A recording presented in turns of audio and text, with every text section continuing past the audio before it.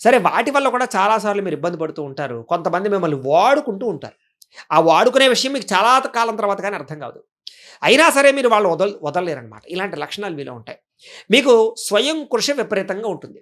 చిన్నప్పటి నుంచి కూడా విపరీతమైన కష్టజీవి. అంటే ఇంక కష్టంలో మామూలు కష్టాలు కాదింక. ఎప్పుడు పని చేస్తూ ఉండడమే, ఎప్పుడు ఆలోచిస్తూ ఉండడమే, ఎప్పుడు ఏదో ఒక పని చేస్తూ ఉండడమే. చిన్నప్పటి నుంచి సుఖం ఉండదు మీకు. డబ్బున్నా సుఖం ఉండదనమాట. మీ జేబులో రూ. 1000 ఉన్నా అందులో రూ. 100 కూడా మీకోసం ఖర్చుపెట్టుకోరు.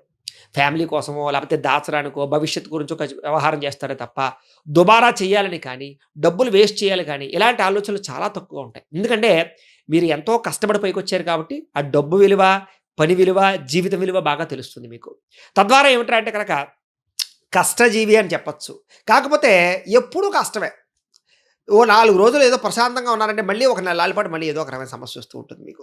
ఈ రకంగా ఏమిట్రా అంటే గనక కాపోతే ఏమిట్రా అంటే గనక ఒకానొక సమయంలో అంటే మీకు 40, 50 సంవత్సరాలు దాటిన తర్వాత మాత్రం మీకు ఆర్థికంగా కానీ, వ్యవహారికంగా కానీ ఇబ్బందులుండవు. చాలా ప్రశాంతంగా అంటే గనక డబ్బుల కోసం కక్కుర్తిపడే పరిస్థితులు కానీ, డబ్బుల కోసం కష్టపడవలసిన అవసరాలు కానీ చాలా తగ్గిపోతాయి మీకు. తద్వారా ఏమిట్రా అంటే గనక మీకు డబ్బు సంపాదించవలసిన అవసరం తగ్గిపోయినా కూడా మీ జీవితంలో కష్టపడాలనే ఆలోచన మాత్రం తగ్గదు.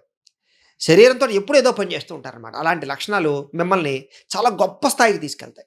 మీరు ఎంత స్థాయికి వెళ్ళినా కూడా మీకు సాటిస్ఫాక్షన్ ఉండదు. ఇంకా ఏదో సాధించాలనుకుంటూ ఉంటారు.